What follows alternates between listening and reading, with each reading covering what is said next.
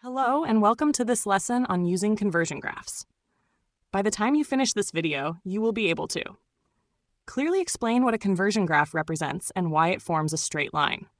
You will be able to accurately read values from a straight line conversion graph by following the correct movement, up first, then across. And most importantly, you will be able to use a conversion graph to confidently convert between two different units without guessing or relying purely on memorized formulas. Let's get started. Imagine two units that are best friends: kilometers and miles, pounds and kilograms, liters and milliliters. A conversion graph is simply a straight line that shows how one unit changes as the other changes. It always forms a straight line because the relationship between the units is proportional. If you double one, the other doubles too. The horizontal axis, also called the x-axis, shows the original unit. The vertical axis, the y-axis, shows the unit you are converting into. Think of it as a map. The x-axis is where you start your journey. The y-axis is your destination.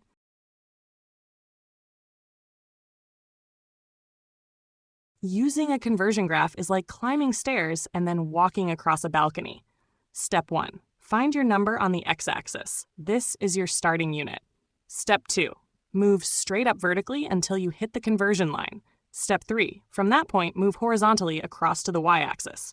Step 4. Read off your answer. That number is your converted value. Vertical first, then horizontal. Up, then across. If you remember that pattern, you cannot go wrong. Now let's dive into some exam-style practice questions. You can pause the video and try yourself. The graph below shows the cost in dollars charged by a fitness trainer based on the length of a training session in hours. For question 1, let's estimate the cost of a session that lasts 2 hours. First, find 2 on the x-axis. That represents the time.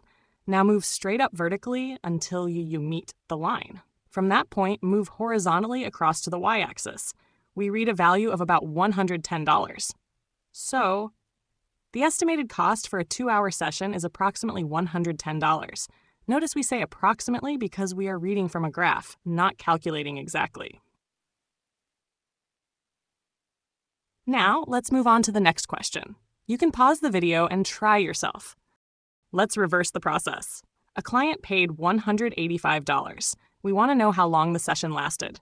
Start at 185 on the y-axis. Move horizontally across until you hit the line. From there, move straight down to the x-axis.